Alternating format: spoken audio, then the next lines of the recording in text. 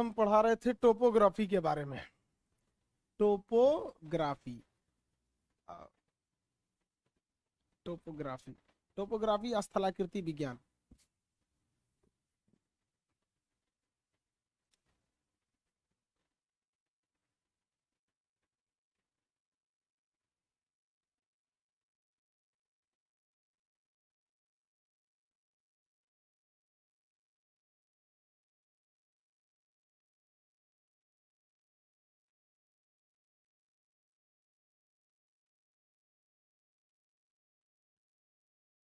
चल रहा है सब में?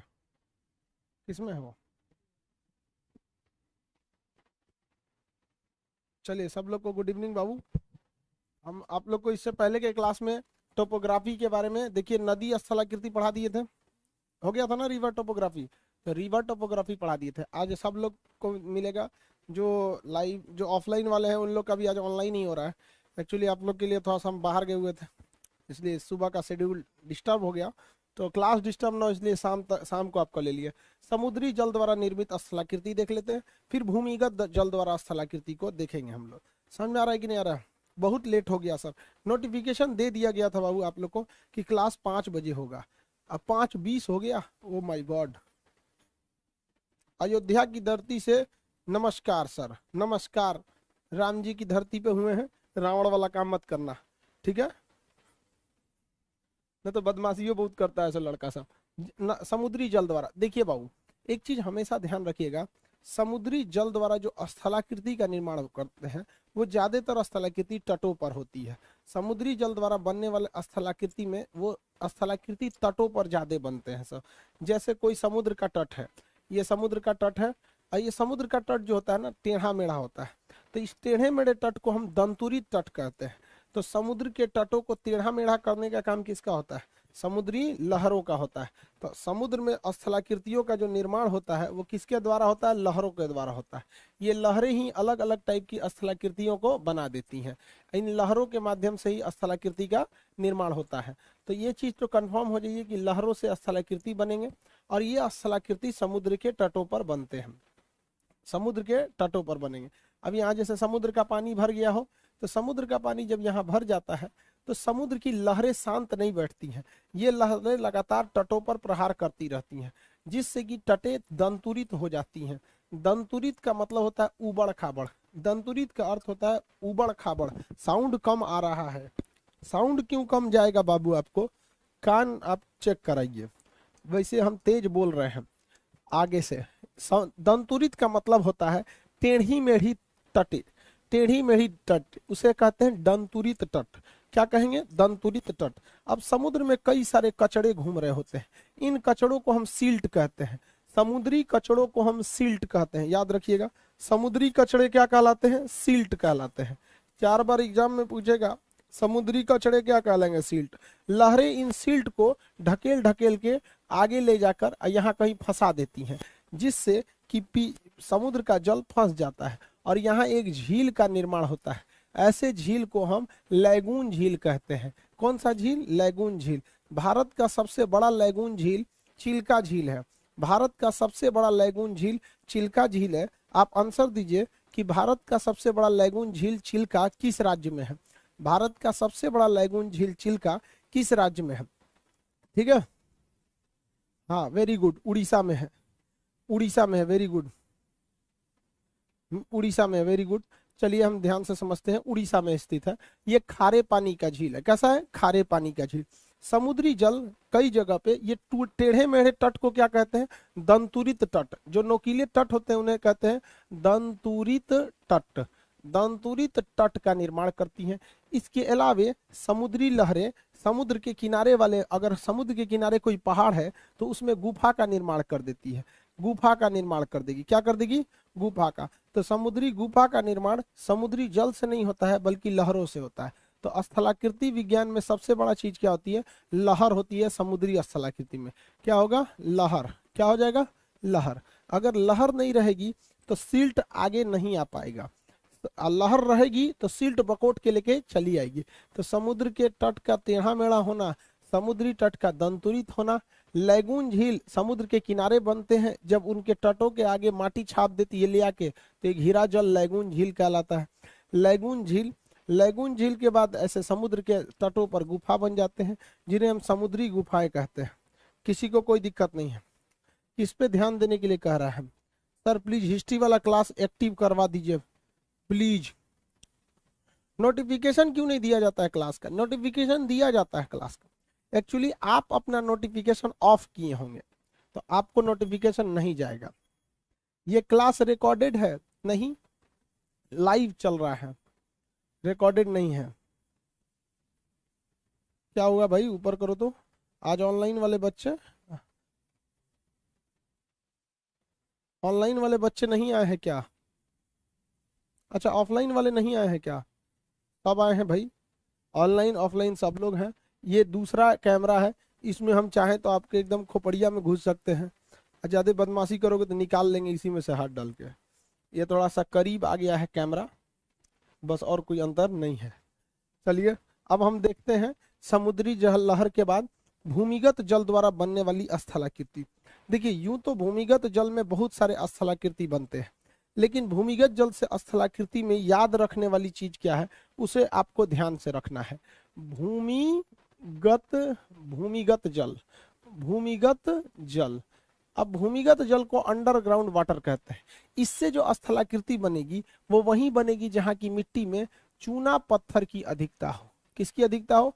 चूना पत्थर की अधिकता। किसकी अधिकता? चूना पत्थर की अधिकता। जहां पर चूना पत्थर की अधिकता होती है ऐसे क्षेत्र को हम कार्स्ट प्रदेश कहते हैं।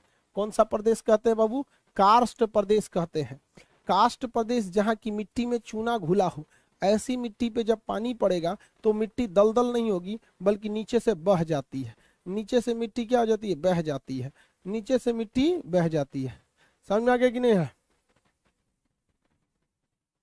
सर आज आप बहुत बड़े बड़े दिख रहे हैं पहले छोटा दिखते थे। चलिए ध्यान से देखिए, तो कास्ट प्रदेश जो होता है इसमें चूना पत्थर की मात्रा अधिक होती है। कास्ट प्रदेशों में चूना पत्थर की मात्रा अधिक होती है। अब जैसे जगहों पे चूना पत्थर अधिक रहेगा तो पानी जो होता है जमीन के जब अंदर घुसता है तो कचाई नहीं करता है बल्कि चूना को गलाना चालू कर देता है। अब जैसे मान के चलिए कोई ये कोई प्रदेश है चूना पत्थर का। अब कोई भी जगह है, लेट सपोज हम इस तरह से एक आकृति लेते हैं यहाँ पर, और ये इसमें ये जमीन है, इसमें कहीं कहीं चूना की अधिकता है और कहीं कहीं चूना की अधिकता नहीं है। तो इसमें मिट्टी जाएगा तो जहां जहां चूना की अधिकता रहेगा उसको काट देगा, और जहां चूने की अधिक, ये एरो क्यों आ जा रहा है यहाँ पर लिखने के टाइम? इसमें एरो बन जा रहा है कभी कभी कर्सर। तो देखिए जहां चूना की अधिकता रहेगी उस जगह को ये काट देगा, जहां चूना की अधिकता नहीं रहेगी उसे नहीं काट पाएगा, जहां चूना की अधिकता रहेगी उसे काट देगा, जहां नहीं रहेगी उसे नहीं काट पाएगा। तो इस तरह से पानी अंदर चला जाएगा। जहां अब नीचे में भी वही होगा, जहां चूना की अधिकता हो गई उसे काट दिया और जहां नहीं हुई उसे नहीं काट पाता है। इस शेप में ये आगे बढ़ जाता है। कहीं कहीं चूना की अधिकता ज्यादा तो ये आराम से जाकर ऐसे सट जाता है। तो ये बीज, ये स्थलाकृति जो थी ये मिट्टी बच गया। बाकी जहां जहां चूना था उस जगह को इसने काट दिया। जहां चूना था देखिए उस जगह को इसने क्या कर दिया है? काट दिया। जिस जगह पर चूना रहता है उस प्रदेश को हम कौन सा प्रदेश कहते हैं? फटाफट आंसर दीजिए। जिस जगह की मिट्टी में चूने की अधिकता रहती है उस जगह को क्या कहते हैं? फटाक से आंसर दीजिए। जहां चूने की अधिकता रहती है उसे क्या कहते हैं?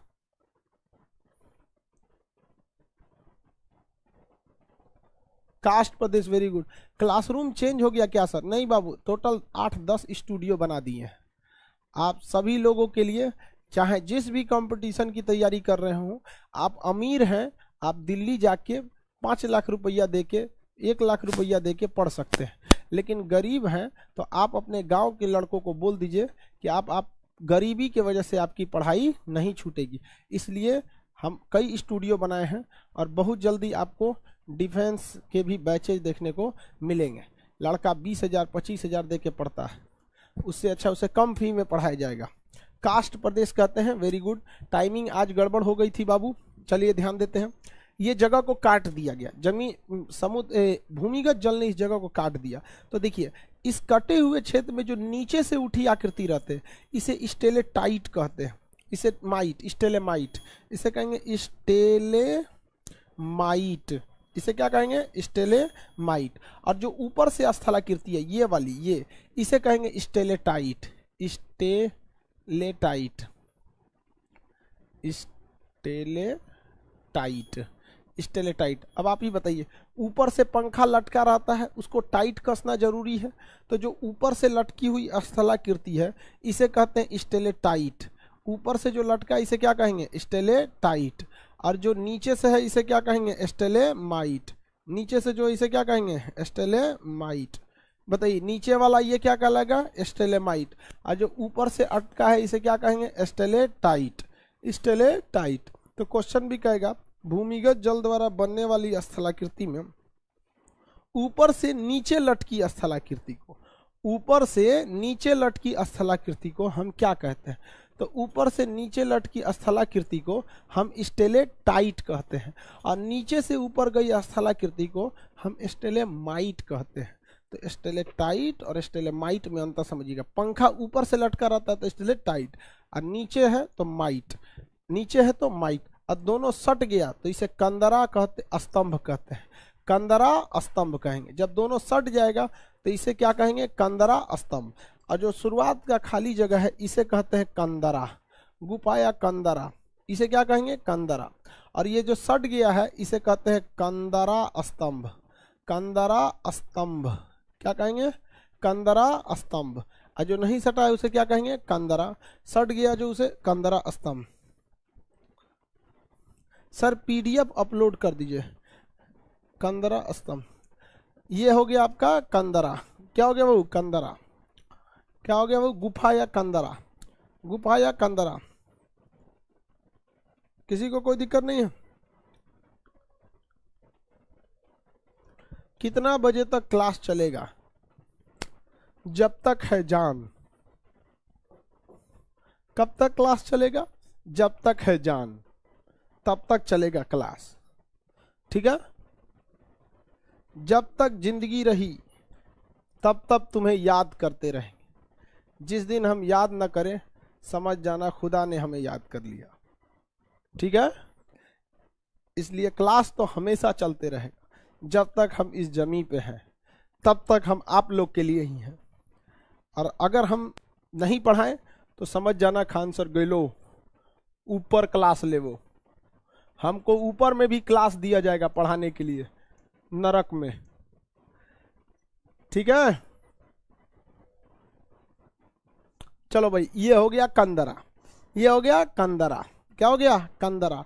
ऊपर से लटका तो क्या कहेंगे स्टेलेटाइट, और नीचे से गया तो स्टेलेमाइट।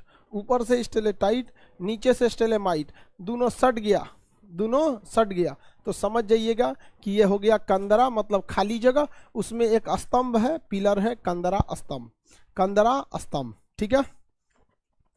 किसी को कोई दिक्कत?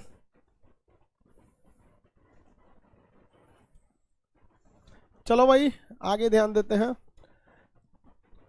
ये वाला जो जगह है क्या कहलाएगा, ये कंदरा, ये क्या कहलाएगा कंदरा। और ये ऊपर से लटका है इसे क्या कहेंगे हम लोग कंदरा, यही ससुराई क्या है स्टेलेटाइट, ये है स्टेलेमाइट। ये खाली जगह है कंदरा, सट गया तो कंदरा स्तंभ, सट गया तो कंदरा स्तंभ। पीडीएफ नहीं होगा तो पीडीएफ अपलोड करा देंगे, आप समझने पे फोकस कीजिए, ज़्यादा पीडीएफ नहीं करेंगे। ये हो गया कंदरा स्तंभ, कंदरा स्तंभ। भूमिगत जल द्वारा स्थलाकृति का निर्माण चूना पत्थर वाले अधिकता में होती है, चूना पत्थर के अधिकता वाले जगह में होती है। आगे बढ़ जाते हैं, किसी को कोई दिक्कत?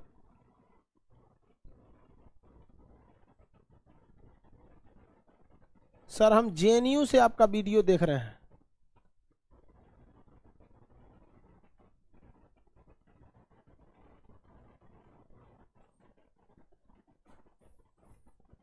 आगे बढ़े। करेंट अफेयर का क्या करेंगे, करेंट अफेयर लास्ट में पढ़ाएंगे। चलिए यहाँ ध्यान दीजिए। अब ये हो गया आपका भूमिगत जल द्वारा, जब भूमि के अंदर पानी चला जाता है तब। इसके अलावे अगर ध्यान से अगर देखेंगे तो इसके ऊपर छोटे छोटे छेद होते रहते हैं, इसके ऊपर छोटे छोटे क्या हो जाते हैं छेद हो जाते हैं, सुराख। जब पानी पड़ता है तो यहाँ छोटा सा क्या हो जाता है सुराख हो जाता है, फिर आगे चल के ये सुराख थोड़ा बड़ा हो जाता है, आगे जाके ये सुराख क्या हो जाता है, बड़ा हो जाता है। उसके आगे जाके ये सुराख और भी बड़ा हो जाता है, ये सुराख क्या हो जाता है, और बड़ा हो जाता है। तो ऊपर से भी इस स्थलाकृति का निर्माण होता है। सबसे ऊपर जो स्थलाकृति बनी है, ये जो सुराख हुआ है, इस सुराख को हम लोग क्या कहते हैं, घोल रंध्र। सुराख को क्या कहेंगे बाबू, घोल रंध्र कहते हैं। क्या कहेंगे, घोल रंध्र। और घोल रंध्र थोड़ा सा बड़ा हो जाएगा तो उसे डोलाइन कहते हैं। देखिए ये है घोल रंध्र, ये क्या है, छेद है घोल रंध्र। इसमें ऐसे डोलाने लगेंगे लाठी डाल के तो ये छेद बड़ा हो जाएगा, इसलिए इसे डोलाइन कहते हैं। क्या कहेंगे, डोलाइन। तो देखिए भूमिगत जल में जब ऊपर से पानी पड़ता है तो वहाँ का चूना गल जाता है, तो एक कटोरा बन जाता है जिसे घोल रंध्र कहते हैं। क्या कहते हैं, घोल रंध्र। इस कटोरवा को और ऐसे ऐसे डोला के बड़ा थरिया कर दीजिएगा तो उसे कहते हैं डोलाइन। क्या कहते हैं, डोलाइन। क्या कहेंगे, डोलाइन। आगे बढ़ जाए, किसी को कोई दिक्कत नहीं है?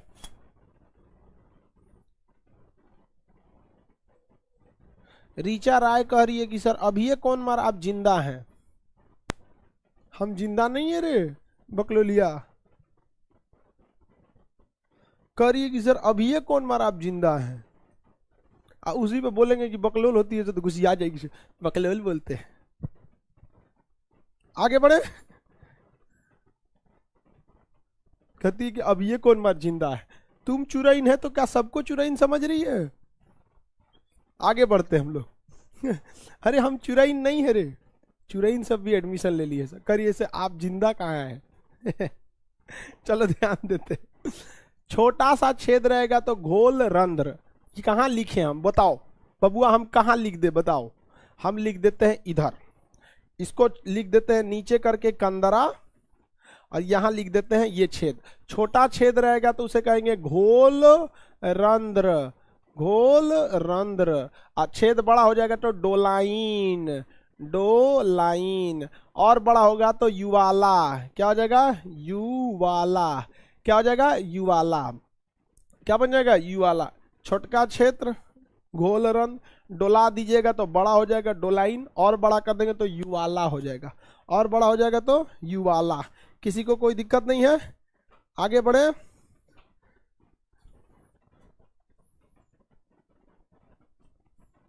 आगे बढ़े। युवाला कहेंगे। क्या कहेंगे, युवाला। चलो बबुआ, अब हम आपसे सवाल पूछने का टाइम आ गया। सवाल बताइए, अगर जिस जगह पर, जिस मिट्टी में अगर चूना पत्थर की अधिकता है तो ऐसी मिट्टी को क्या कहेंगे, काष्ठ प्रदेश। क्या कहेंगे, काष्ठ प्रदेश। आगे बढ़ जाए, काष्ठ प्रदेश में अगर ऊपर से मिट्टी पे थोड़ा सा छेद हो गया, ऊपर से मिट्टी में क्या हो गया, छेद हो गया, तो ऐसी मिट्टी को हम कहेंगे घोल रंध्र।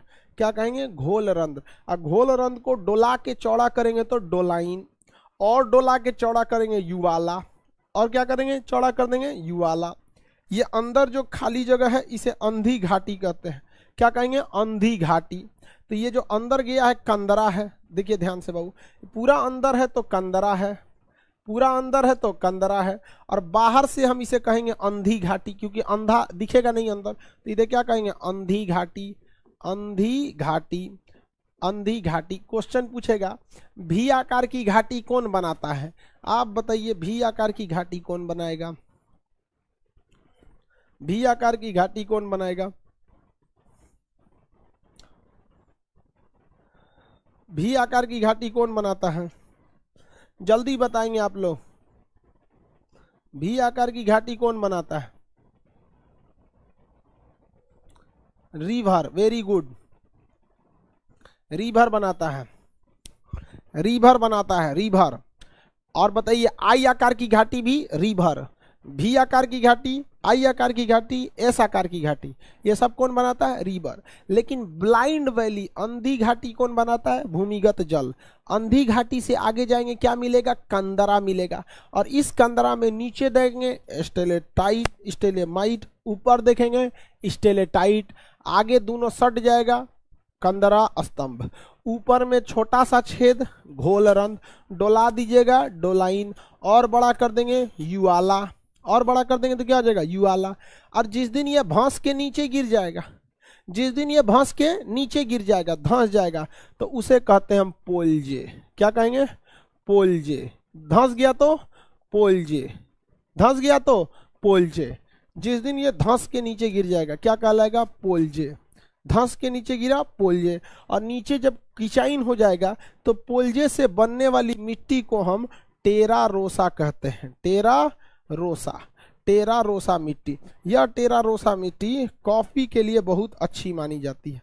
यह टेरा रोसा मिट्टी कॉफी के लिए बहुत अच्छी मानी जाती है। पोलजे के बाद बनने वाली मिट्टी टेरा रोसा कहलाती है। यह मिट्टी बहुत अच्छी मानी जाती है। यह मिट्टी बहुत अच्छी मानी जाती है। सवाल में किसी को कोई दिक्कत नहीं है। भूमिगत जल द्वारा स्थलाकृति का निर्माण ऐसे ही जगहों पर हो सकता है जहां चूना पत्थर की अधिकता है। चूना पत्थर की अधिकता वाले क्षेत्र को हम काष्ठ प्रदेश कहते हैं। कौन सा प्रदेश कहते हैं? काष्ठ प्रदेश कहते हैं। काष्ठ प्रदेश में जब अंदर पानी घुसता है तो उसे अंधी घाटी कहते हैं। अंधी घाटी आगे जाएंगे तो गुफा बनाएगा जिसे हम कंदरा कहते हैं। इस कंदरा में नीचे से उठी स्थलाकृति को हम स्टेलेमाइट कहते हैं। ऊपर से लटकती स्थलाकृति को स्टेलेटाइट कहते हैं। जब स्टेलेटाइट और स्टेलेमाइट दोनों आपस में जुड़ जाते हैं तो क्या होता है? वो दोनों बन जाते हैं आपके क्या चीज? कंदरा स्तंभ। क्या बन जाते हैं? कंदरा स्तंभ बन जाते हैं। लेकिन जब ये ऊपर की ओर पानी गिरता है तो छोटा सा छेद बनाता है। उस छेद को हम लोग क्या कहते हैं? घोल रंध्र। छेद को हम क्या कहते हैं? घोल रंध्र। घोल रंध्र को डोला दीजिएगा तो क्या हो जाता है? डोलाइन। घोल रंध्र को डोला देंगे तो डोलाइन, और डोला देंगे तो क्या बनेगा? युवाला। भंस गया तो पोलजे। पोलजे से बनने वाली मिट्टी टेरा रोसा क्या कहलाती है? टेरा रोसा। कॉफी के लिए अच्छा माना जाता है टेरा गोसा। कॉफी के लिए अच्छा माना जाएगा टेरा रोसा। याद रहेगा, कॉफी के लिए कौन सा अच्छा माना जाता है? टेरा रोसा। किसी को कोई दिक्कत नहीं?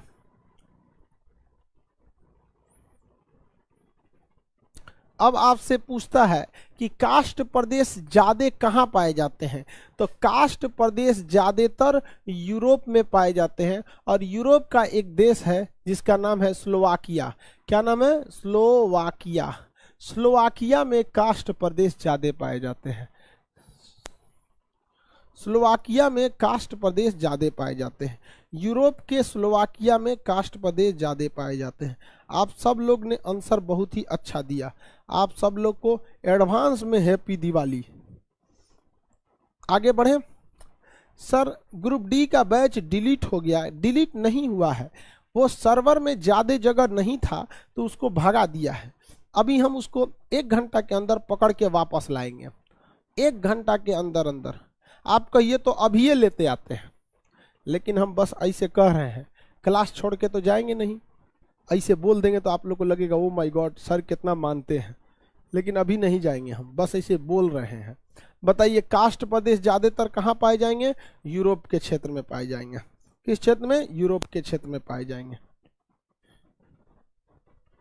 आगे बढ़ते हैं। भारत में बहुत कम पाए जाते हैं। कुछ राजस्थान के क्षेत्रों में काष्ठ प्रदेश पाए जाते हैं। आंध्र प्रदेश के क्षेत्रों में कुछ काष्ठ प्रदेश पाए जाते हैं। भारत में इसकी अधिकता नहीं है।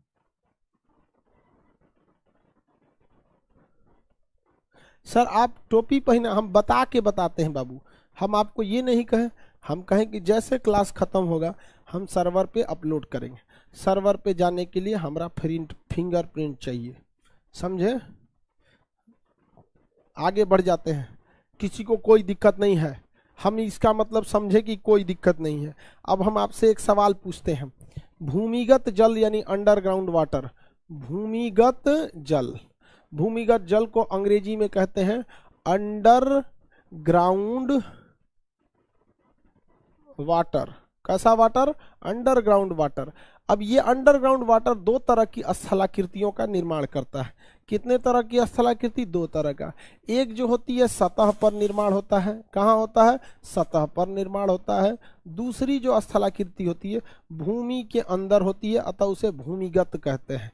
भूमिगत स्थलाकृति और सतह पे देखेंगे तो सबसे पहले छेद होगा जिसे हम कहेंगे घोल रंध्र कहेंगे। जब ये घोल रंध्र बड़ा हो जाएगा, डोला देंगे तो ये बढ़ेगा डोलाइन, और डोलाइन के बाद पड़ा होगा तो युवाला, युवाला जब भरा जाएगा तो इसे कहेंगे पोलजे। अब पोलजे से बनने वाली मिट्टी को हम क्या कहते हैं बबुआ? टेरा रोसा, टेरा रोसा क्या कहेंगे? टेरा रोसा कहते हैं। क्या कहते हैं? टेरा रोसा। अब भूमिगत जल द्वारा बनने वाली स्थलाकृति में अगर देखेंगे तो सबसे पहले मिलेगी अंधी घाटी, अंधी घाटी। इस अंधी घाटी में आगे बढ़ेंगे तो गुफा मिलेगा जिसे हम कहते हैं कंदरा, और इस गुफा में आपको दो तरह की स्थलाकृति मिलेगी। पहला जो ऊपर की ओर लटकेगा स्टेले टाइट मिलेगा, और जो नीचे की ओर लटकेगा स्टेले माइट मिलेगा, और दोनों अगर सट गया तो उसे कहेंगे हम लोग कंदरा स्तंभ। क्या कहेंगे? कंदरा स्तंभ।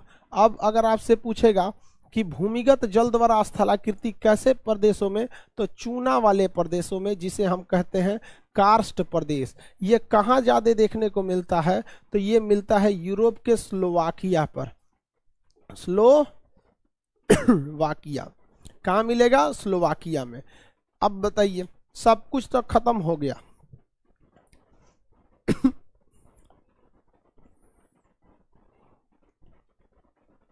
किसी को कोई दिक्कत नहीं है? भूमिगत जल द्वारा से कुछ भी पूछेगा आप बता सकते हैं। अब हम चलते हैं किसके द्वारा? पवनों द्वारा बनने वाली स्थलाकृति। पवनों द्वारा बनने वाली स्थलाकृति। पवनों द्वारा जब स्थलाकृति पढ़ लेंगे तो फिर हम आपको पढ़ा देंगे कि बर्फ द्वारा कौन कौन सी स्थलाकृति बनती है। तो इस प्रकार से आपका टोपोग्राफी कंप्लीट हो जाएगा। कल आपका क्लास शायद सुबह 9 बजे रखा गया है, तो कल आपको 2 बजे, 2 टाइम हो सके तो बुलाया जा सके। 9 से 12 भी बुलाया जा सकता है और बाद में फिर कुछ बुलाया जा सकता है। ठीक है? मैप होगा कि नहीं? मैप आपको अलग से पढ़ना पड़ेगा बाबू। मैपिंग की कुछ जरूरत की चीजें हम आपको बता देंगे, लेकिन मैप आप अलग से पढ़ लेंगे तो आपके लिए ज्यादा अच्छा रहेगा। ठीक है? Specially world map, wind topography अब पढ़ाते हैं। समझ में आ गया? आप लाइव हैं सर, एकदम लाइव है। देखिए, हाथ ऊपर कर दिए, हाथ नीचे कर दिया। छुट्टी कब देंगे सर? छुट्टी इसमें क्या चाहिए? आप जिस दिन से आना छोड़ दीजिए छुट्टी है, जिस दिन से आना छोड़ देंगे उस दिन से छुट्टी है। पूरी ज्योग्राफी होगी कि नहीं होगी? अरे घोंचुओ, आधा पढ़ के करोगे क्या? आप जैसे लड़कों को क्या कहा जाता है? इसको अंडरलाइन करके लिखिएगा ऐसे, घमेओ की माता घो, चंद्र बिंदु, च में बड़ा ऊ, घोंचू। ऐसे विद्यार्थी जिनको ये डाउट रहे कि पूरा पढ़ना है कि आधा, उनको क्या कहा जाता है? घोंचू। अंडरलाइन करके लिखना है ऐसे को, घो, च में बड़ा ऊ, चू, घोंचू। आगे देखते हैं हम लोग। ठीक है? अब हम लोग विंड टोपोग्राफी देखते हैं। Wind topography. लड़की अगर पूछे तो उसको भी घोंचुनी, उसको स्त्रीलिंग बना लेंगे। Wind topography, wind topography, wind topography. Wind topography को अंग्रेजी में कहते हैं वायु द्वारा निर्मित, वायु निर्मित स्थलाकृति, वायु निर्मित स्थलाकृति। जिस तरह से हम आपको पढ़ाए थे कि भूमिगत स्थलाकृतियों के निर्माण काष्ठ प्रदेश में होते हैं, उसी तरह से आपको ये पता रखना है कि वायु द्वारा निर्मित स्थलाकृति का निर्माण मरुस्थल में होता है। और मरुस्थल में यह किसके दो क्रिया से मुख्य रूप से होता है। एक होता है घर्षण, मुख्य रूप से या तो घर्षण या तो होता है अपघर्षण। अपघर्षण मुख्य रूप से यही दो क्रिया होती है। घर्षण मतलब होती है कि चुपचाप हवा जाके टकराएगी तो वहां से कुछ टूट फूट हो जाएगा। जैसे आप एक काम कीजिएगा, अब किसी किताब या कॉपी या कुछ भी चीज को ले लीजिएगा। हम यहाँ से क्या बता दें आपको, क्या ले लीजिएगा? हम आपको क्या बता दें कि आप क्या ले लीजिएगा? जैसे मान के चलिए यहाँ पर ऐसे कुर्सी है, आप ऐसे कुर्सी ले लीजिएगा। ऐसे ना कुर्सी लेके कार के बाहर निकल जाइएगा। देखिएगा कार की हवा जो आएगी ऊपर से इतना ना तेजी कुर्सी को उधिया देगी कि उस कुर्सी का आकृति बिगड़ जाएगा, और जिसके खोपड़िया पे गिरेगी ना उसका भी स्थलाकृति बिगाड़ देगी। तो हवाएं भी घर्षण लगाती हैं। समझ में आ गया कि नहीं आ गया? हवाएं भी घर्षण लगाती हैं और तूर तार देती हैं। समझ में आ गया कि नहीं आ गया? देखते होंगे आप ऐसे चलती गाड़ी से मुंह निकालते होंगे। मोटरसाइकिल वाले को देखिएगा 4 किस्म का मुंह बनाएगा, ऐसे करके चलाएगा, ऐसे ऐसे। काहे? हवाएं उस पर क्या कर रही हैं? घर्षण लगा रही। और एक होता है अपघर्षण। हवाएं अपने साथ आंधी तूफान में धूल कण भी ले जाती हैं। धूल कण, कंकड़, पत्थर ले जाती हैं, उलाट के किसी दूसरे के आदमी पे पटक देती है, तो उससे उसका थूथूर बिगड़ जाता है। तो वहां पे भी स्थलाकृति निर्माण होती है। एक आदमी था, वो बेचारा, पेपर में भी पढ़े होंगे आप लोग, मर गया। कैसे? कि एक आदमी के मकान पे करकट रखा हुआ था, छत, टीन सेट। आंधी में वो टीन सेट उड़ा ले गया। तो आंधी में उड़ा ले गया। अब वो उड़ा के ले गया और एक आदमी बेचारा सड़क पे था, उसके ऊपर ले जाकर पटक दिया। वो आदमी आधा पे से कट गया, इसे आधा पे से ऐसे कट गया। Oh my God! उसकी स्थलाकृति क्या होगी? अर्धमानव की स्थलाकृति होगी। तो बताइए, अर्धमानव स्थलाकृति का निर्माण किसी हुआ? तो हवाओं द्वारा उड़ा कर ले गए करकट से अर्धमानव स्थलाकृति का निर्माण हुआ। किसी को कोई दिक्कत नहीं है? चलिए अब हम लोग यहां पढ़ना चालू करते हैं। देखिए, हवाएं किसी किसी चट्टान को, जैसे कोई चट्टान है, यही चट्टान है, ऐसे टेढ़ टाड़ क्या है? चट्टान है। तो जब कभी ये टेढ़ टाड़ चट्टान है, तो हवाएं अगर इसे नीचे से काट दी, हवाएं अगर इसे नीचे से काट दी, तो ये ऊपर में हो जाएगा बड़ा और नीचे में हो जाएगा छोटा। तो इसे कहेंगे छाता। और अगर इसे हवाएं ऊपर से काटी हैं, तो ये ऊपर से हो जाएगा पतला और नीचे से हो जाएगा मोटा। देखिए, बस दोनों में कोई अंतर नहीं है, एक दूसरे का उल्टा है।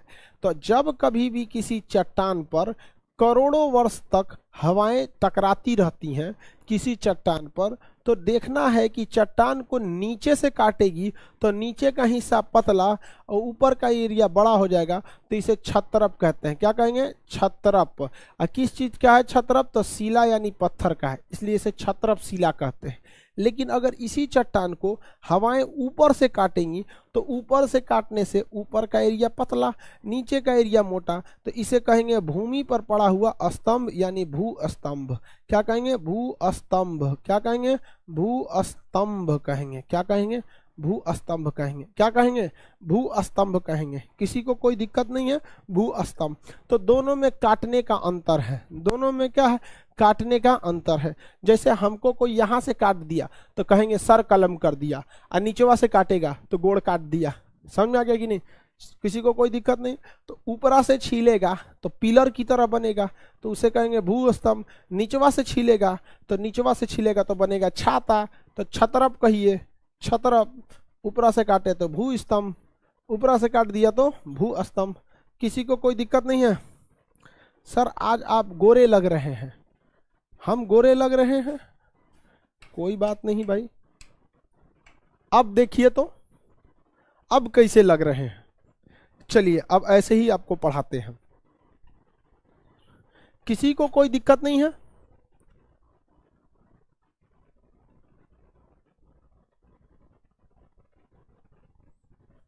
किसी को कोई दिक्कत नहीं? अब तो हम और ठीक लग रहे होंगे। 1 नंबर सर, अब ठीक लग रहे हैं, कोई बात नहीं। देखिए अब ठीक लग रहे हैं, तो अब आपका ध्यान पूरी तरह पढ़ाई पे रहेगा। ठीक है? चट्टानों को जब ऊपर से काटेगी, नीचे से काटेगी तो बनेगा छाता, और चट्टानों को जब ऊपर से काटेगी तो बनेगा भू स्तंभ। इसमें किसी को कोई दिक्कत नहीं होना चाहिए। किसी को कोई दिक्कत नहीं? आगे बढ़ जाते हैं। देखो बाबू, कोई गोरा नहीं होता इस दुनिया में, सब कमाल लाइट का होता है। इसलिए नौकरी के बाद जब तुम्हारे पास फोटो आएगा सेलेक्ट करने के लिए, कभी बिलीव मत करना उस फोटो पे। हम जितना दिख रहे हैं इससे 4 गुना काला है, इस टाइप के है, माइक टाइप के, ऐसे ऐसे। इसलिए कभी इस पे भरोसा नहीं करना। ठीक है? चट्टानों को जब ऊपर से ऐसे काटेगा तो बनेगा भू स्तंभ, और नीचवा से काटेगा तो बनेगा छतरप शिला। अब अगला पेज पर देखते हैं। अगर लाइन से भू स्तंभ बन गए, लाइन से क्या हो गए? भू स्तंभ बन गए। यहाँ पे भी भू स्तंभ है, यहाँ पे भी भू स्तंभ है, यहाँ पे भी भू स्तंभ है। तो लाइन से अगर भू स्तंभ का निर्माण हो गया तो इसे कहा जाता है यार डंग। यार का मतलब साथ में रहने वाला, तो इसे कहा जाएगा यार डंग। क्या कहेंगे? यार डंग, क्या कहेंगे, यार डंग। अगर लाइन से भू स्तंभ बन गए तो क्या कहेंगे, यार डंग। किसी को कोई दिक्कत नहीं है, आगे बढ़ जाते हैं। क्या कहेंगे, यार डंग। और यही यार डंग छोटा छोटा बनते हैं, छोटा छोटा जहां तहां, तो इसे हम लोग क्या कहते हैं, इंसेलबर्ग। क्या कहेंगे, इंसेलबर्ग। छोटे छोटे बन जाते हैं, इंसेलबर्ग। क्या कहेंगे, इंसेलबर्ग। छोटे छोटे जहां तहां बने रहते हैं, इन्हें हम क्या कहते हैं, इंसेलबर्ग कहते हैं। लाइट ऑफ कर दीजिए सर। इंसेलबर्ग, आगे बढ़े। इंसेलबर्ग कहेंगे, इसे क्या कहेंगे, इंसेलबर्ग। इंसेलबर्ग आपके किसी काम का नहीं है, इंसेलबर्ग आपके किसी भी काम का नहीं है। तो एक बार दोबारा हम लोग रिवाइज करते हैं। मरुस्थलीय क्षेत्र में ही हम पवनों द्वारा निर्मित स्थलाकृति को देखते हैं। जब किसी चट्टान को हवाएं किधर से काट दी, नीचे से काट दे, नीचे से, तो ऊपर बनेगा छाता, इसे कहेंगे छत्रपशिला।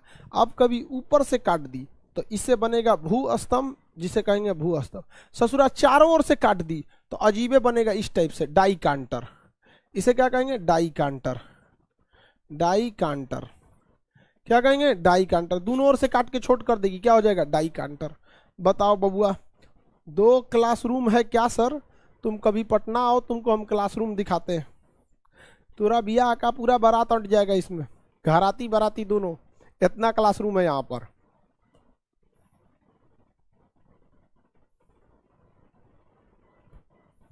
सर आप इतने काले हैं तो आपको नजर नहीं लगेगा।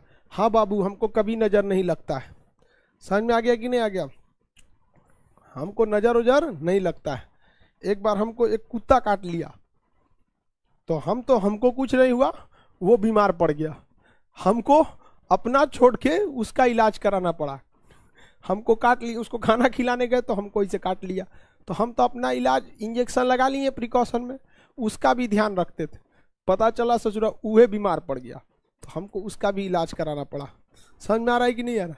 तो हम bullet proof, sound proof, water proof, बीमारी प्रूफ, नज़र प्रूफ सब हैं। आप हमारा टेंशन नहीं लीजिए। समझ में आ गया? तो ये है चट्टान। किसी को दिक्कत? चट्टान को अगर चारों ओर से बकोट के काट दिया, क्या किया, बकोट के काट दिया, तो डाई कांटर। ऊपरा से काटा भू स्तंभ, निचवा से काटा छत्रपशिला, चारों ओर से काट दिया डाई कांटर। चारों ओर से काट दिया डाई कांटर। अगर भू स्तंभ लाइन से है तो यार डंग। छोटे छोटे हो गए इंसेलबर्ग, छोटे छोटे हो गए तो इंसेलबर्ग, छोटे छोटे हो गए तो इंसेलबर्ग। अब देखिए, बालू का किल अगर कहीं पे बालू अगर इस शेप में जमा है, अर्धचंद्राकार रूप में बालू क्या हो गई है, जमा हो गई है, अर्धचंद्राकार बालू जमा हो गई है, तो इसे हम कहेंगे बरखान। क्या कहेंगे, बरखान। और जब यही अर्धचंद्राकार स्थल बालू अगर टीला के समान हो गई है तो इसे कहेंगे बालू का स्तूप। इसे क्या कहेंगे, स्तूप कहेंगे। किसका स्तूप, बालू का स्तूप। क्या कहेंगे, बालू का स्तूप। क्या कहेंगे, बालू का स्तूप। अर्धचंद्राकार है तो उसे क्या कहते हैं, बरखान कहते हैं। और पूरी तरह बालू का स्तूप है तो उसे हम लोग बालू का स्तूप ही कहते हैं। और अगर लहरदार आकृति में अगर बालू बिछ गया है, इसे रेगिस्तान का जब भी फोटो देखेंगे तो बालू ऐसे बिखरा हुआ मिलेगा, इसे कहा जाता है लोयस का मैदान। लोयस का मैदान। तो क्वेश्चन आपसे ज्यादातर लोयस ही पूछता है। मरुस्थलीय क्षेत्र में बनने वाले मैदान क्या कहलाते हैं, लोयस का मैदान कहलाते हैं। क्या कहलाएंगे, लोयस का मैदान कहलाएंगे। आप सब लोग से उम्मीद है कि आपको याद हो गया होगा। बताइए, अर्धचंद्राकार आकृति को क्या कहेंगे, बरखान कहते हैं। पीडीएफ लोड है बाबू, आगे बढ़ जाते हैं। अर्धचंद्राकार आकृति को क्या कहते हैं, बरखान कहते हैं। और पूरा इसे कटोरा ऐसा लटक गया तो इसे क्या कहेंगे, अगर कटोरा टाइप का लटक गया तो उसे क्या कहेंगे,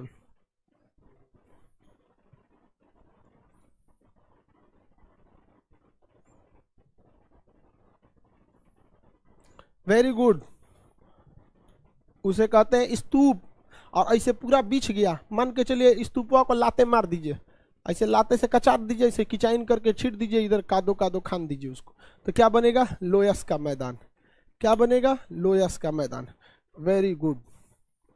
क्या बनेगा? लोयस का मैदान। आप सब लोग बहुत होशियार हैं, आप लोग बहुत होशियार हैं। बताइए, पवनों द्वारा स्थलाकृति कहाँ बनते हैं? तो मरुस्थली क्षेत्र में बनते हैं। घर्षण द्वारा या अपघर्षण द्वारा। किसी चट्टान को यदि नीचवा से काट देगा तो ऊपर से छाता बनेगा, तो छत्रपशिला। यदि ऊपर से न काट के नीचे से न काट के ऊपरा से काट देगा तो भू स्तंभ। चारों से काट के छोट छाट करके रख दिया तो उसे डाई कांटर कहते हैं। और अगर देखिए कई सारे भू स्तंभ लाइन से रहेंगे तो यार्डंग, छोटे छोटे हो जाएंगे तो इसेलबर्ग। अर्धचंद्राकार बरखान, चंद्राकार पूरा हो गया तो स्तूप, बिछ गया तो उसे कहा जाता है लोयस का मैदान। क्या कहा जाएगा? लोयस का मैदान, लोयस प्लेन।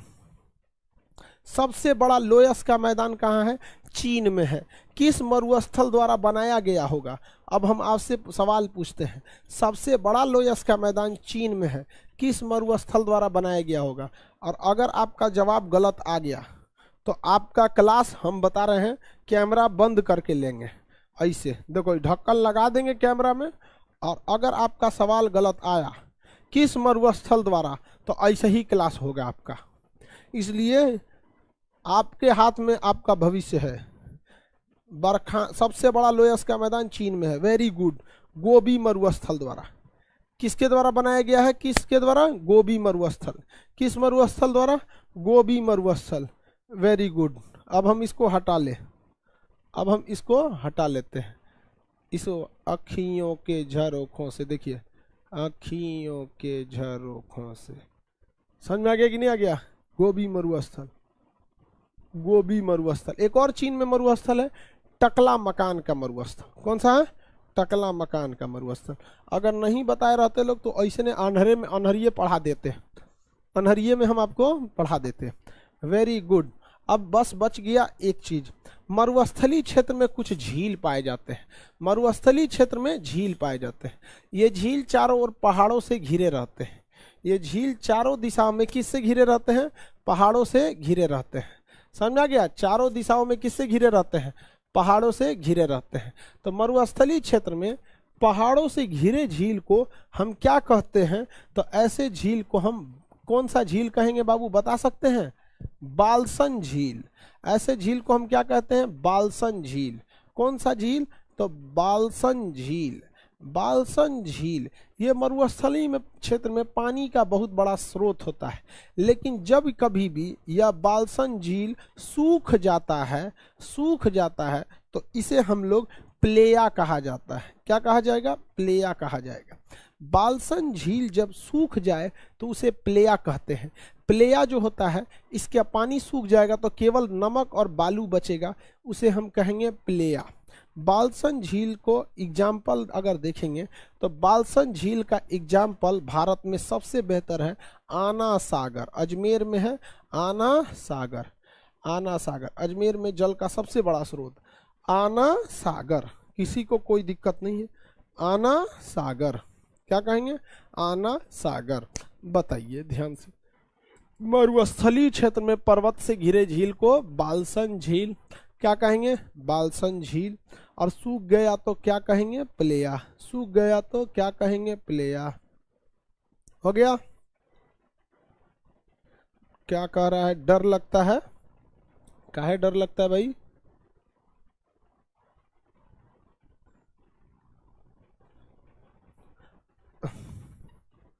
क्या नाम है? संजना कुमारी। डर लगता है सर कभी कभी आप मोबाइल से बाहर ना निकल जाए। नहीं बबनी, मोबाइल से बाहर हम नहीं आएंगे, और अगर आ गए तो फिर थूड़ देंगे हम, क्योंकि पीटने में हम कोई कमी नहीं करते। मज़ा आता है, हकीकत में पूछिए तो पीटने में बहुत मज़ा आता है। आगे बढ़ जाए। किसी को कोई दिक्कत, कोई संदेह, किसी का दिल घबरा रहा हो, धक धक फक फक कुछ बीपी यूपी बढ़ गया हो तो पूछिए, किसी को कोई दिक्कत नहीं होना चाहिए। तो एक बार हम लोग मरुस्थलीय क्षेत्र की स्थलाकृतियों को रिवाइज करते हैं। जैसे हम लोगों ने भूमिगत जल को रिवाइज किया था कि पहले बना था घोल रन, डोला दिए थे डोलाइन, बड़ा हो गया युवाला, भंस गया पोलजे, उसकी मिट्टी क्या कहलाती, टेरारोसा। अंदर घुसेंगे तो अंधी घाटी, आगे मिलेगा कंदरा यानी गुफा, ऊपर से लटकेगा स्टेलेटाइट, नीचे से स्टेलेमाइट, सट गया तो क्या कहलाएगा, कंदरा स्तंभ। उसी तरह से हम लोग यहाँ देखते हैं मरुस्थलीय क्षेत्र की स्थलाकृतियों को। किसे, मरुस्थलीय क्षेत्र की स्थलाकृतियों को। मरुस्थल में जो स्थलाकृति बने थे मरुस्थल में, इसमें कैसे कैसे बना था। अगर किसी चट्टान को ऊपर से छील दिया तो बनेगा वह क्या, स्तंभ, और नीचे से छील दिया तो क्या बनेगा, छत्रप शिला। क्या बनेगा, छत्रप शिला। अब बताइए किसी पर्वत को चारों ओर से छील दिया तो क्या बनेगा, डाइकांटर। क्या बन गया, डाइकांटर। ऊपर नीचे से छीला तो ऐसे है पर्वत, नीचे से छील दिया तो क्या बनेगा, छत्रप शिला। छत्रप शिला, छत्रप शिला। और अगर कोई चट्टान है ऊपरा से छील दिया, नीचवा से नहीं छीला तो क्या बनेगा, भूस्तंभ। क्या बनेगा, भूस्तंभ, स्तंभ बनेगा। और लाइन से अगर भूस्तंभ हो गए, लाइन से इस तरह, लाइन से अगर क्या हो गए, भूस्तंभ हो गए लाइन से, तो लाइन से भूस्तंभ होने पर ये क्या बनता है बाबू, लाइन से भूस्तंभ हो जाने पर ये बनता है यारडंग। क्या बनता है, यारडंग। लाइन से भूस्तंभ होने पर क्या बन जाता है, यारडंग। यारडंग छोटा हो जाता है तो इंसेलबर्ग। क्या बन जाता है, इंसेलबर्ग। क्या बन जाता है बाबू, इंसेलबर्ग। किसी को कोई दिक्कत नहीं, आगे बढ़ जाए, इंसेलबर्ग। अब देखिए अर्धचंद्राकार आकृति बनता है तो उसे कहते हैं बरखान, और बरखान पूरी तरह कटोरा हो जाता है तो उसे कहते हैं बालू का स्तूप, और अगर यह बालू उठ के बिछ जाए तो उसे कहा जाता है लोयस का मैदान। लोयस का मैदान। मरुस्थलीय क्षेत्र में पाए जाने वाले झीलों को हम बाल्सन झील कहते हैं। जब इसका पानी सूख जाता है तो इसे प्लेया कहते हैं। खत्म हो गया मरुस्थलीय क्षेत्र की स्थलाकृति, खत्म हो गया मरुस्थलीय क्षेत्र की स्थलाकृति। किसी को दिक्कत है तो बोलिए, आगे बढ़े। सबसे खारे पानी की झील कौन है भारत में, सांभर झील है बाबू। सर सबसे ज्यादा खारे पानी का झील कौन सी झील है इंडिया में, सांभर झील। ऋचा मिश्रा सांभर झील, लेकिन वो साइज में बहुत छोटा है, वो उसका पानी बहुत नमकीन है बट साइज में बहुत छोटा है। कहेगा खारे पानी का झील लेकिन साइज में बड़ा तो वो हो जाएगा चिल्का। कहेगा सब खारे पानी का झील लेकिन पानी सबसे खारा तो वो होगा सांभर, क्योंकि वो छोटा है। राजस्थान में सांभर झील। आगे बढ़ जाते हैं, किसी को कोई समस्या नहीं है तो आगे बढ़ जाते हैं। रिकॉर्डेड क्लास लग रहा है तो लगने से क्या होगा, हमको तो आप घोंचू लग रहे हैं तो इसका मतलब ये थोड़ी हुआ कि आप घोंचू हैं। चलिए, अगर ये क्लास रिकॉर्डेड भी रहे तो क्या दिक्कत है, ऐसा थोड़ी है कि रिकॉर्डेड में हम भूत बन जाते हैं। रिकॉर्डेड में भी पढ़ाया जाता है, लाइव में भी पढ़ाया जाता है। आपकी खराबी है, आप पता नहीं क्या करते हैं, सवाल तो पूछते नहीं हैं, उसके बाद ये पूछते हैं रिकॉर्डेड है कि लाइव है। अगर सवाल नहीं है और जेन्युइन सवाल नहीं है तो लाइव और रिकॉर्डेड में क्या अंतर है, तब तो रिकॉर्डेड ही सही है। उसमें भगा भी सकते हैं, लाइव में आगे नहीं भगा सकते। सबका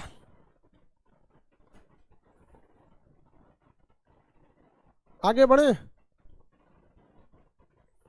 कोई भी क्लास है पढ़ो ना, वेरी गुड। चलिए अब हमको देखना है कि हमें बर्फ द्वारा निर्मित स्थलाकृति पढ़ना है। किसके द्वारा निर्मित स्थलाकृति, बर्फ निर्मित स्थलाकृति। निर्मित स्थलाकृति, बर्फ निर्मित स्थलाकृति को पढ़ना है। तो देखिए हमेशा याद रखिए, आप बताइए बाबू भूमिगत जल से कहां पर स्थलाकृति बनेगा, तो भूमिगत जल से बनेगा स्थलाकृति कहां बबुआ, तो वो बनेगा आपका काष्ठ प्रदेश में। वायु द्वारा बनेगा मरुस्थलीय क्षेत्र में। उसी तरह बर्फ द्वारा निर्मित स्थलाकृति याद रखिएगा, हमेशा बर्फ में जब तक अशुद्धि नहीं मिलेगा, जब तक क्या नहीं मिलेगा, अशुद्धि। अशुद्धि मतलब लकड़ी उसमें आ जाए, बर्फ में क्या आ जाए, लकड़ी हो जाए, लड़की नहीं लिखा गया, लकड़ी आ जाए, पत्थर आ जाए, तो ही ये क्या करेगा स्थलाकृति का, नहीं तो शुद्ध बर्फ से कुछ नहीं होता है। आप देखेंगे फिल्मों में हीरो हीरोइन जब डेमो देते हैं सब एक दूसरे को फंसाते हैं सब, तो बर्फ से मारते हैं सब। देखते हैं ना, शिमला में जाएगा वो हंसेगी, की लो बर्फ मार दिए। और वही 2 साल बाद ये इधर से बेलन चलाएगी, वो उधर से चप्पल चलाएगा। तो इससे बेहतर है कि आप पहले से प्रैक्टिस ही न कीजिए, बर्फ चला के प्रैक्टिस करा दिए। अब तो उसका हाथ खुल गया, अब वो चाहे बेलन चलाए, चाहे छुरी चलाए, चाहे सैंडल जूता चप्पल कुछ चलाए। तो इसलिए आपकी सुरक्षा अपने हाथ में, किसी का मन मत बढ़ाइए बर्फ मार के। और अगर बर्फ मारना है तो उस बर्फ में अशुद्धि रहना चाहिए, उसके अंदर छोटी लकड़ी होनी चाहिए या अंदर पत्थर होना चाहिए, और तब मारिए छपाक से। देखिए कैसी स्थलाकृति बनता है, मुंह टेढ़ ना हो जाए डाई कांटर की तरह, तब कहिएगा। समझ में आ रहा है कि नहीं आ रहा है?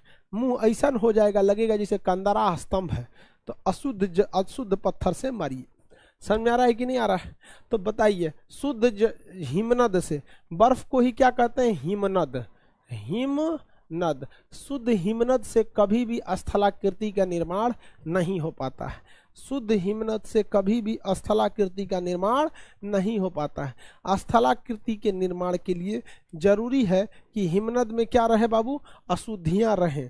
अगर हिमनद में अशुद्धि नहीं रहेगी तो उस स्थिति में स्थलाकृति का निर्माण नहीं हो पाएगा।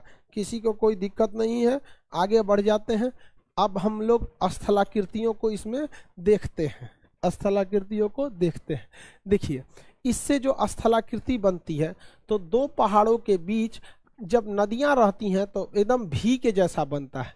2 पहाड़ों के बीच अगर नदी रहेगी तो भी के जैसा बनेगा, लेकिन जब बर्फ रहेगा तो भी के जैसा ना बन के यू के जैसा बनेगा। तो इसमें कौन सी आकृति बनती है? यू आकार की घाटी। यू आकार की घाटी, यू आकार की घाटी बनती है। कैसी घाटी? यू आकार की घाटी बनती है। किसी को कोई दिक्कत नहीं है? तो बताइए, भी आकार की घाटी नदियों द्वारा, आई आकार की घाटी नदियों द्वारा, एस आकार की घाटी नदियों द्वारा, एस आकार की घाटी नदियों द्वारा। किसी को कोई दिक्कत नहीं है? बताइए, अंधी घाटी भूमिगत जल द्वारा। आगे बढ़ जाएं।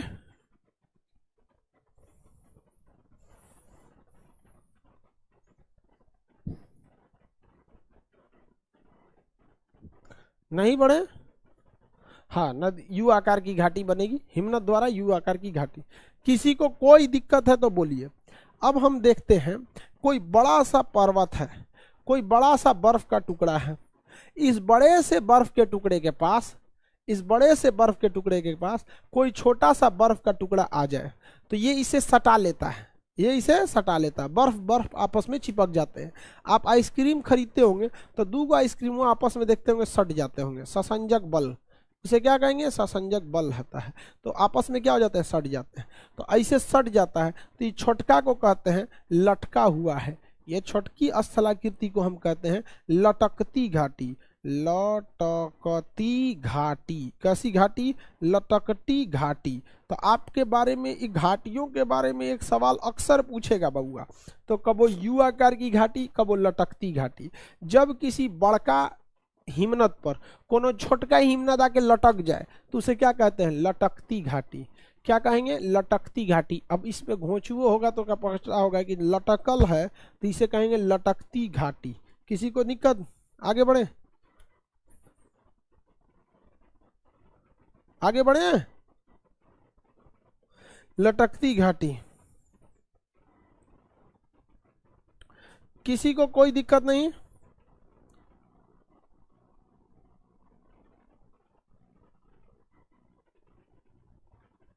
कमेंट तो दिखता है बाबू।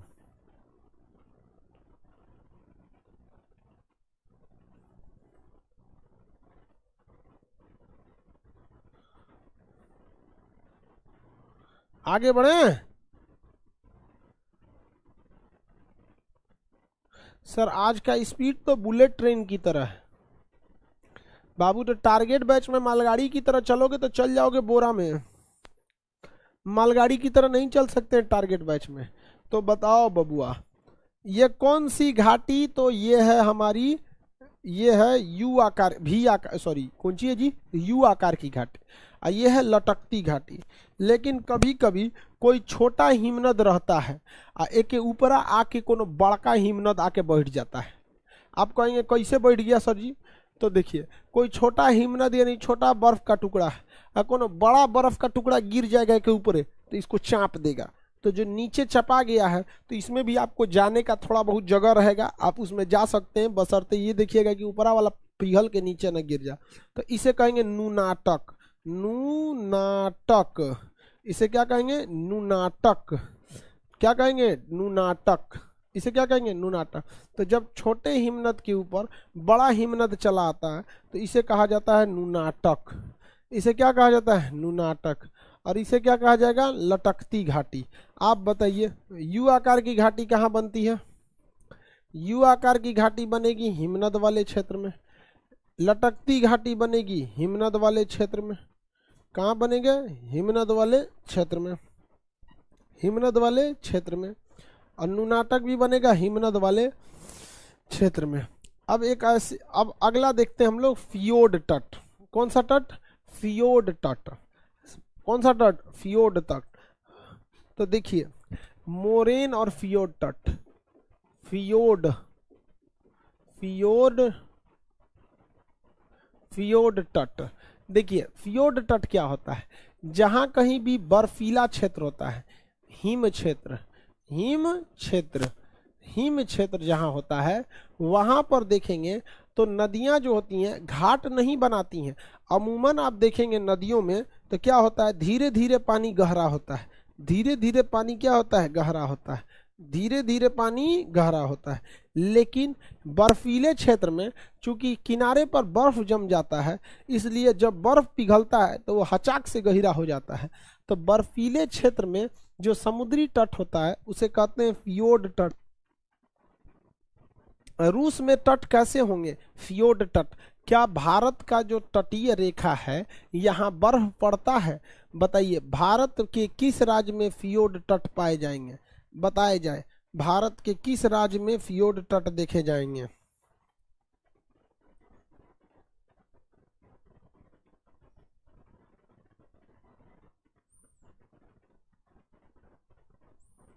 जाकिर हुसैन, कभी मेरे सवालों के भी जवाब दे दीजिए,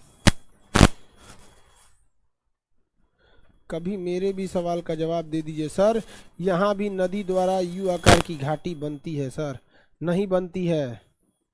बर्फीले क्षेत्र में नदी आएगी तो वो भी आकार की बनाएगी ही बनाएगी। एक लड़का कह रहा है कि सर भारत में भी फियोर्ड तट बनेंगे। भारत में कहीं भी फियोर्ड तट नहीं बनेगा, क्योंकि भारत के 9 राज्यों की सीमा समुद्र से लगती है। कितने राज्यों की सीमा लगती है समुद्र से? 9 राज्यों की। और इन 9 राज्यों में कहीं पे भी बर्फ नहीं पड़ता है। एक लड़का कह रहा है कश्मीर में, तो रे बकलोलवा कश्मीर में बर्फ पड़ता है तो वहां कौन सा समुंदर है? कश्मीर में बर्फ कहाँ पड़ता है? बर्फ पड़ता है तो समुंदर थोड़ी है, कोनो हिमाचल प्रदेश कर रहा है। भारत में ये फियोर्ड तट नहीं पाए जाते हैं, भारत में ये फियोर्ड तट नहीं पाए जाते हैं, भारत में फियोर्ड तट नहीं पाए जाते हैं।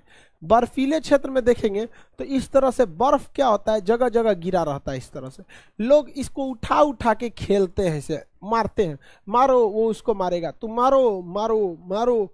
तो वहाँ के लोग जाते हैं घूमने। सीबीएसई वाले, हिंदी मीडियम वाला लोल होता है सर, बड़ा का चेक्का उठा के मार देगा, जा ससुरा जो होने। सीबीएसई वाला इस सब मामले में समझदार होता है, तनी सा बर्फ उठाएगा, ओ माय गॉड लो ले ससुरी तुने जो। हिंदी मीडियम वाला बड़ा का चेक्का उठा लेगा, ये लो अलविदा जा ससुरा। तो घूमने उमने वाले जगह पे हिंदी मीडियम वाले नहीं जाते हैं। वैसे भी सीबीएसई वाला गर्मी की छुट्टियां मनाने कहाँ जाता है? शिमला जाएगा, नैनीताल जाएगा, बर्फीले क्षेत्र में। हिंदी मीडियम वालों का पकड़ के बाल छील दिया जाता है, उसका गर्मी का छुट्टी हो गया। नहीं तो ननिहाल घुमा दिया जाएगा, 1 हफ्ता हो जाएगा तो ननद भौजाई में बवाल हो जाएगा। समझ में आ गया कि नहीं आ गया? मम्मी रहेगी ननद और उधर बैठा ले लो भौजाई, हुआ जाते बवाल हो जाएगा 2-3 दिन में। समझ में आ रहा है कि नहीं आ रहा? आगे बढ़े, किसी को कोई दिक्कत नहीं है?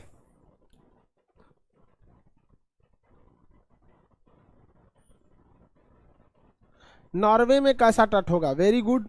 नॉर्वे में फियोर्ड तट, फिनलैंड में फियोर्ड तट, रूस में फियोर्ड तट, कनाडा में फियोर्ड तट, जापान में फियोर्ड तट। तो क्या बनते हैं, फियोर्ड तट। बर्फीले क्षेत्र में इसे धुन दिया जाता है बर्फ, इसे कहते हैं मोरेन। क्या कहेंगे, मोरेन। क्या कहेंगे, मोरेन। क्या कहेंगे, मोरेन। किसी को कोई दिक्कत नहीं। मोरेन के बारे में सवाल पूछेगा, ऑप्शन नंबर सी लगा दीजिएगा। कहेगा इनमें से कौन सा चीज अंतरिक्ष में नहीं पाया जाता है। कहेगा ब्लैक होल, व्हाइट ड्वार्फ, लाल दानव, मोरेन। तो ऑप्शन सी पे लिखा रहता है मोरेन, आप मार देंगे आंसर सी। जब भी मोरेन से क्वेश्चन है आंसर नंबर सी मारना है। क्वेश्चन क्या पूछेगा कि इनमें से कौन सी स्थलाकृति अंतरिक्ष में नहीं पाई जाती, ऑप्शन सी मोरेन। मोरेन। किसी को कोई दिक्कत नहीं है, आगे बढ़ते हैं। फियोर्ड तट का निर्माण किससे होता है, फियोर्ड तट का निर्माण किससे होता है, फियोर्ड तट का निर्माण बर्फीले क्षेत्र में होता है। कौन से क्षेत्र में होता है बाबू, बर्फीले क्षेत्र में। मोरेन का निर्माण कहाँ होता है, तो बर्फीले क्षेत्र में। मोरेन का निर्माण कहाँ होता है, बर्फीले क्षेत्र में।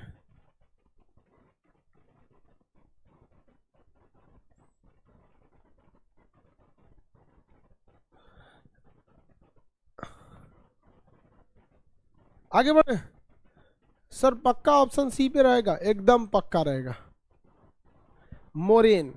और अगर ये बराबर हो जाता है तो ऐसे ही होता है रासमुटाने। मोरेन और रासमुटाने ऐसे सीधे सीधे रहते हैं सब, मोरेन और रासमुटाने। मोरेन तथा रासमुटाने। रास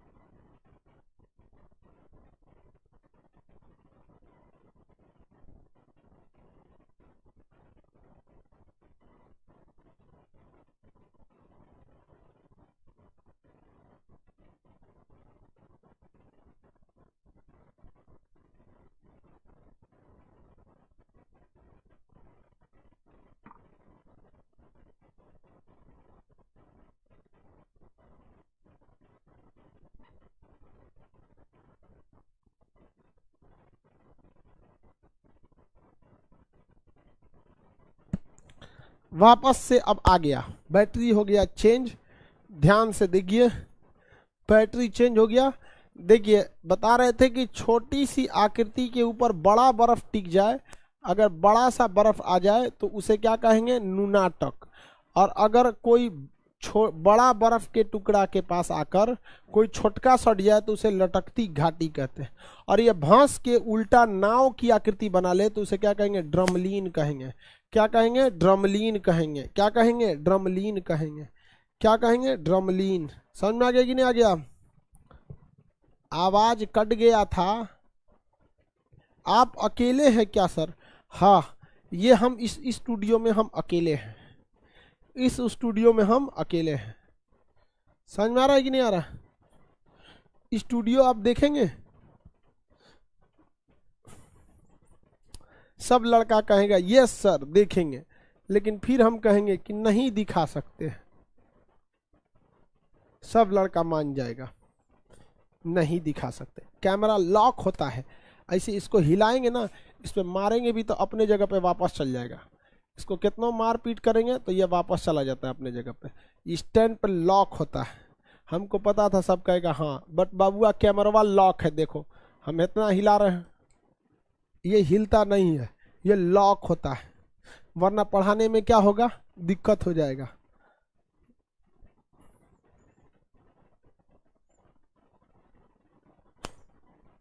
आगे बढ़ जाते हैं। कर पता था सर कि आप नहीं दिखाएंगे, वाह।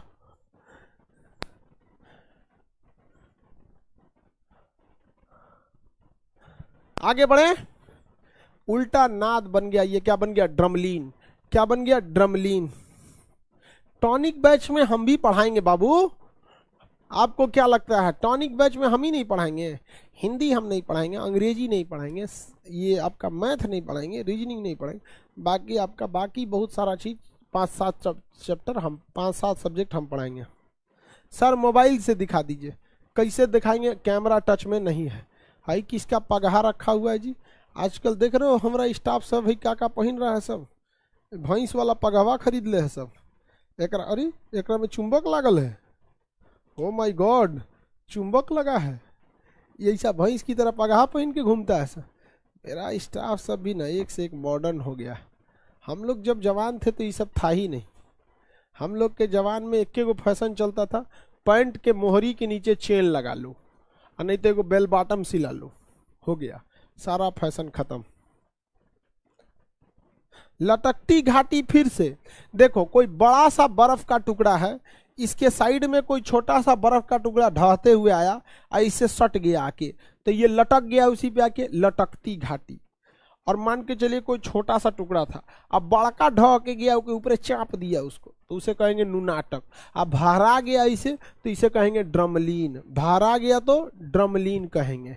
समुद्री तट को फियोर्ड तट, धुन दिया इसे तो रास मुटाने, और इसे बिछा दिया तो मोरेन, रास मुटाने और मोरेन। अब हम आपसे सवालात पूछते हैं, स्थलाकृति के विज्ञान से सवाल पूछते हैं, आप बताइएगा वह किससे संबंधित है, पवनों द्वारा, भूमिगत जल द्वारा, या फिर हिमनद द्वारा, या नदी द्वारा। आप बताइए, भी आकार की घाटी, आंसर दीजिए फटाफट, किससे संबंधित है भी आकार की घाटी? तो आंसर आपका है कि सर नदी द्वारा, वेरी गुड, नदी द्वारा स्थलाकृति बनी है। आपसे कहते हैं अंधी घाटी, सवाल बताइए अंधी घाटी, तो अंधी घाटी आप आंसर देंगे, अंधी घाटी सर भूमिगत जल द्वारा, वेरी गुड, भूमिगत जल द्वारा। अगला बताएंगे आप मोरेन, मोरेन बताइए, मोरेन, मोरेन बताएंगे, वेरी गुड, मोरेन बर्फ द्वारा, मोरेन बर्फ द्वारा। तो ये आपकी स्थलाकृति विज्ञान हो गई कंप्लीट। आप बताएंगे लैगून किसके द्वारा, बताएंगे लैगून किसके द्वारा, लैगून किसके द्वारा, बताइए लैगून किसके द्वारा? लैगून बनेगा समुद्री लहरों द्वारा। स्टेलेटाइट और स्टेलेमाइट ये भूमिगत जल द्वारा बनते हैं। बताइए ऊपर से कौन लटकता है, स्टेलेटाइट या स्टेलेमाइट? ऊपर से कौन लटकता है, स्टेलेटाइट या स्टेलेमाइट? ऊपर से कौन लटकेगा, स्टेलेटाइट या स्टेलेमाइट? ऊपर से लटकेगा स्टेलेटाइट, very good, स्टेलेटाइट, very good.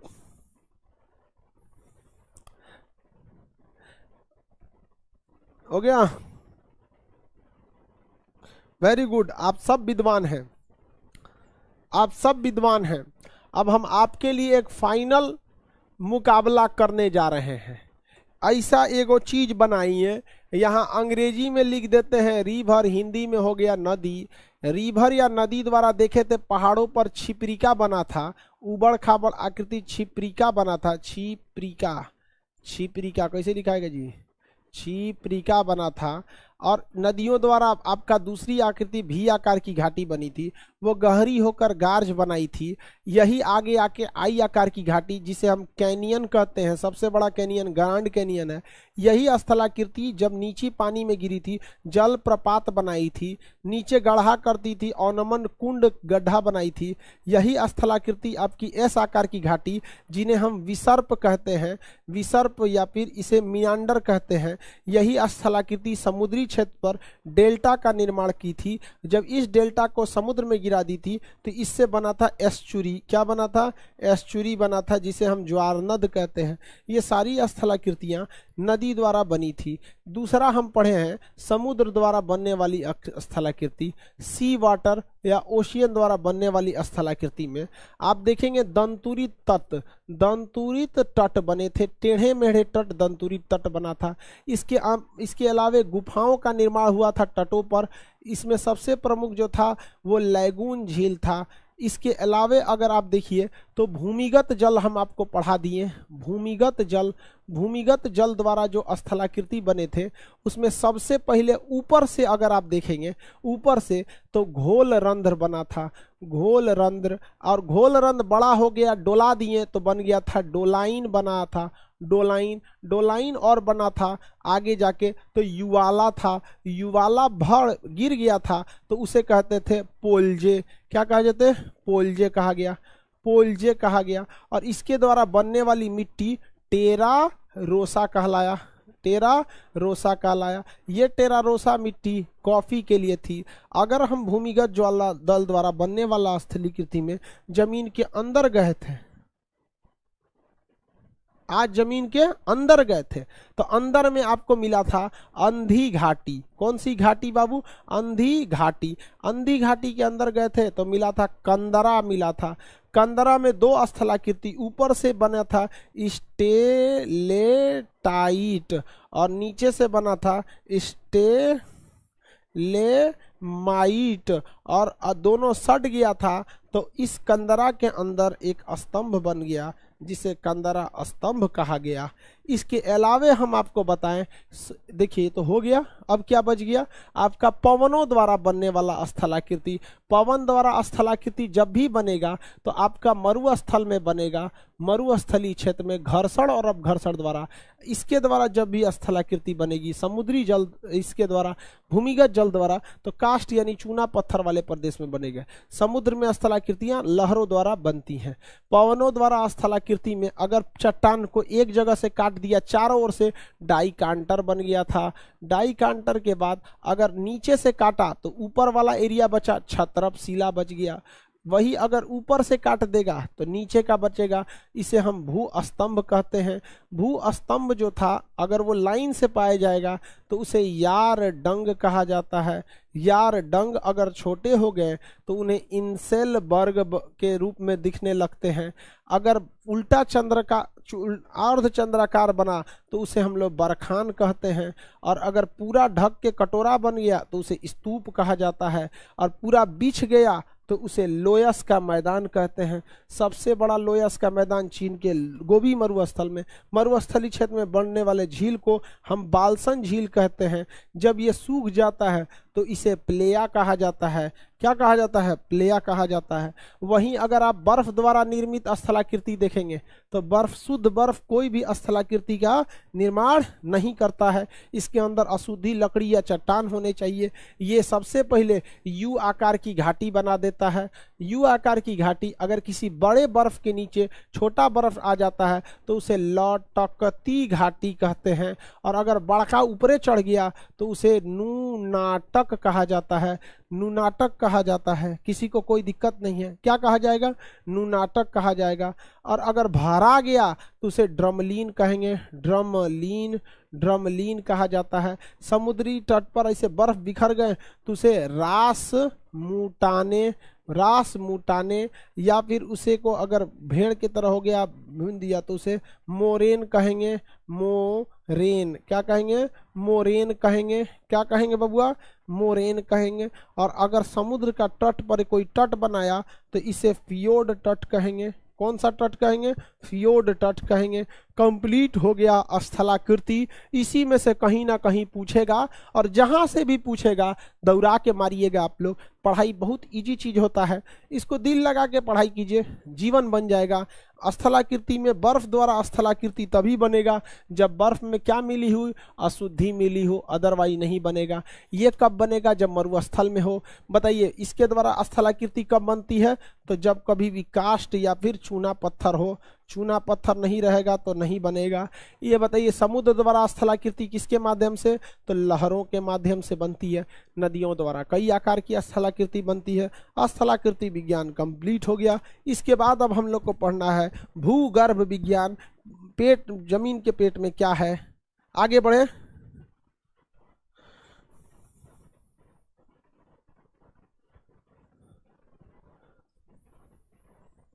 Complete.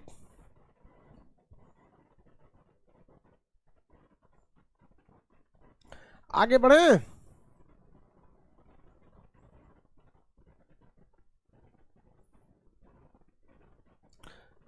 किसी को कोई दिक्कत नहीं है। सर आपको इतना याद कैसे रहता है?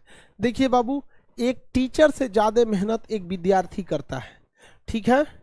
कहने के लिए हम लोग भी कह सकते हैं कि इतना हम लोगों को याद है, लेकिन इससे घबराना नहीं है। टीचर को केवल और केवल एक काम होता है, अपना विषय पढ़ाना। हमरा कौन गो विषय, 10 गो विषय पढ़ाना है, हमरा कौन चीज ज्यादा काम है, 10-12 गो विषय पढ़ा देते हैं। लेकिन आप लोग को जो हम पढ़ाते हैं वो पढ़ना ही, मैथ पढ़ना है, एडवांस मैथ पढ़ना है, रीजनिंग में वर्बल नॉन वर्बल पढ़ना है, अंग्रेजी में वोकैब पढ़ना है, ग्रामर पढ़ना है, उसके बाद भी आपका बहुत सारे चीज़ है, रीजनिंग मैथ ये है, फिर फ़ोन पे बतियाना है, घर द्वार देखना है। इस वजह से आप लोग पर लोड ज़्यादा है, हम लोग पर कोई लोड नहीं है, इसलिए टेंशन फ्री पढ़िए। दूसरा, आपके अंदर डर नहीं है, हम लोग के अंदर डर है। अगर नहीं अच्छा पढ़ाएंगे तो लोग क्या कहेंगे, और आपके अंदर ना डर है ना शर्म है, नहीं रिजल्ट होगा तो क्या दिक्कत है, अगली बार फिर पढ़ेंगे, माई बाप तो पैसा भेजिए रहा है। तो दिल लगा के पढ़ाई कीजिए, ऐसे पढ़िए कि जैसे जीवन का आखिरी दिन हो, कि जितना पढ़ना है पढ़ सकते हैं। यही तो थोड़ा सा समय है। इस समय में अगर आप 1.5 से 2 साल मेहनत नहीं कर पाते हैं, पूरा जीवन आप मजदूरी करने के लिए, छोटे मोटे नौकरी करने के लिए अपना मन बना लीजिए। तो आप डिसाइड कीजिए कि बचे हुए जीवन के 60 साल मेहनत करना है, या आज से 1.5 साल तक जी जान लगा के दिन रात एक करके पढ़ना है। समझ में आ गया कि नहीं आ गया?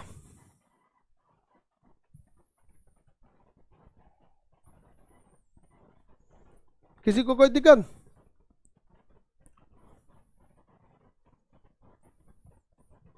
आप लोग ज्यादा मेहनत करते बाबू, हम लोगों से ज्यादा मेहनत करते हैं, और करना भी चाहिए।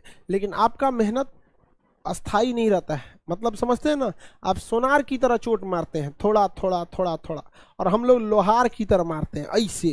तो जब भी पढ़िए लोहार के स्टाइल से, धड़ाम से, 100 सोनार की 1 लोहार की। किसी को कोई दिक्कत नहीं?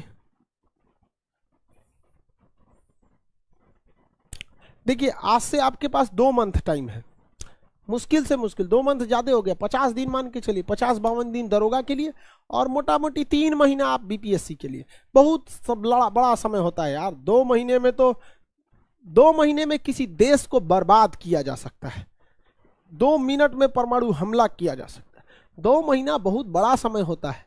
आप इसे घंटा में गुणा करेंगे तो एक बार में आंसर नहीं निकाल पाएंगे। 24 घंटे होते हैं हर महीने में, 24 गुणे 2 करिए, आपके पास बहुत सारा समय है। प्रतिदिन आपके पास 60 दिन से गुणा कर लीजिए 2 महीने में, तो आपके पास कितने दिन समय है? 30 दिन, मतलब 60 दिन समय है 2 महीना। इन 60 दिनों में अगर आप 24 घंटा से गुणा करेंगे, बहुत सारे घंटे आएंगे। इन कई घंटों में से आप 2 महीने में से तो 15 दिन आप सोने में बिता देंगे। बहुत ज़्यादा समय आप बर्बाद कर रहे हैं। 3 महीना बीपीएससी के लिए। जीडी का टाइम हो गया है।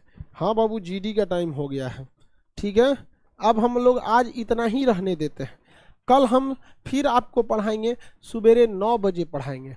नोटिफिकेशन डाल देते हैं, कभी आगे पीछे आधा घंटा हो जाता है तो आप लोग को हम नोटिफिकेशन से बता देते हैं। आप अच्छे से पढ़ाई करते रहिए, किसी को कोई दिक्कत नहीं है?